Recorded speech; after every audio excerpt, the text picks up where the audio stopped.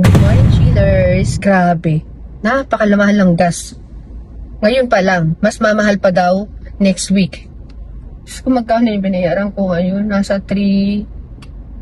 2.7 kasi nagpagas kami kanina doon sa may malapit sa amin. Tapos sabi ko, hanap pa tayo na mas mababa.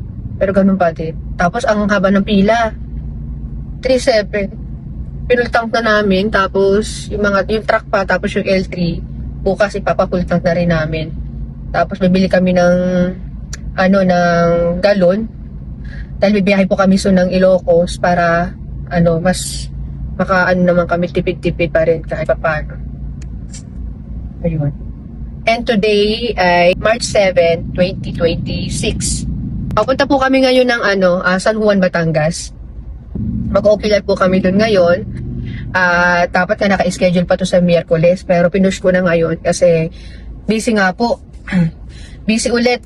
Mas busy talaga kami ngayong March. Ayun. So marami rin po akong invite ngayon. Kaya yun, naka-schedule din po yun. Di ba sabi ko naman sa inyo, kahit busy po ako, ginagawa ko ng paraan na mapuntahan po yung mga taong ini-invite po ako. Mga clients ko po sila. Na house blessing, fiesta, mga ganun. And then, bukod po doon, pinupokus po namin yung mga naka-line up ngayon March, yung mga set nila na medyo mabusisi po kasi yung mga set ng mga clients ko ngayong March. So, shout out po sa mga clients ko. Tapos, napapansin niyo, meron ako dito. Sign of aging na yan. Matanda na nga ni, 40 na nga ni. Kaya, ayan. Yan, ilagay ako sa lumpas niyan kasi ang sakit ng ulo ko pagising ko kaninang umaga. Ayun. So, dito kami ngayon sa expressway na. Papabili lang ako ng tubig and then kape. Tapos, nagbaon na lang din ako ng, ulam. Yan, nahanap na lang kami ng pwesto mamaya. Ayun. So, let's go! Laban. Kain, chillers. Yan ang pagkain namin. Tapos, umorder kami ng Anong in-order ko natin? Tinustang... Basta ganun, parang pansit. Oo. Tapos, ito nakita ko. Yan, yung editor ko, papasalubungan ko nito. Paborito niya to eh. Ayan. Pulboron. Kain tayo.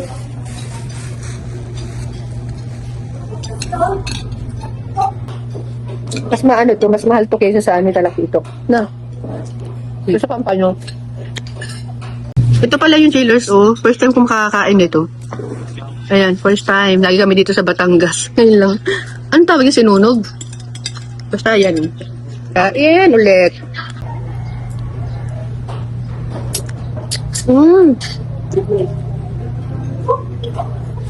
Port ng bagay.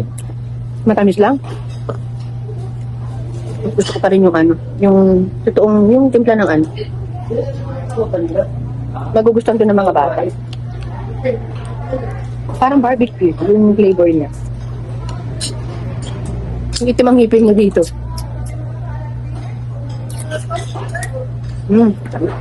Sabi ko lang. Pero okay na. Okay, so andito na kami, chillers. 2:43 na ng hapon. Nasa 4 na oras din yung biyahe namin. Kasama yung isang hinto. Ay, 3 hinto. 2 gas. Saka yung pagkain namin. Ayan, so susunduin na lang kami dito. Nung contact namin sa site. Bilis dumating. Mukhang malapit lang sila dito sa gate sila, madam.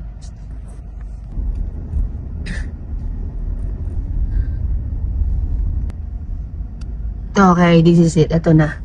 Malapit lang pala sila, ma'am, dito.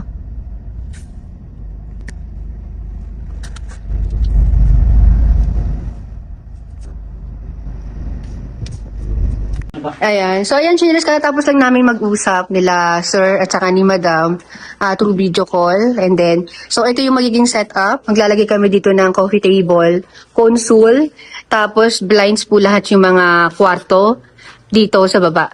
Yung mga kwarto, yung kwarto dito sa baba.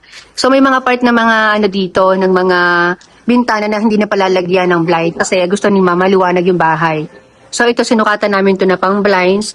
Ito sinukatan din namin ng pang blinds saka pang kortina. Ayan siya. So, dahil ganyan pa lang naman, andun dun sa master's bedroom, hindi ko na kayo sasama kasi wala akong cycling. Maraming nag-work dito. Dun sa master's bedroom ni ma'am, nasabihan ko kaagad si sir na maglagay ng awang na 10 inches para yung bracket ko ng curtain doon sa taas ay may papasok namin. So, isang kurtina lang naman yung gagawin namin dito if ever. Pero pag kinaya ni ma'am yung budget, So, ikukutin na rin niya to. So, bahala na muna si Batman. Ayan, dahil by May pa naman po yata ang tapos nitong house. So, yan, wala pa naman siyang kisame. And then, 3 bed frame po yung gagawin namin dito. Mga side table, chairs para sa countertop. And then, sofa. Yan, sofa L-type sila dito, na sofa. Ayan. So, ano pa ba?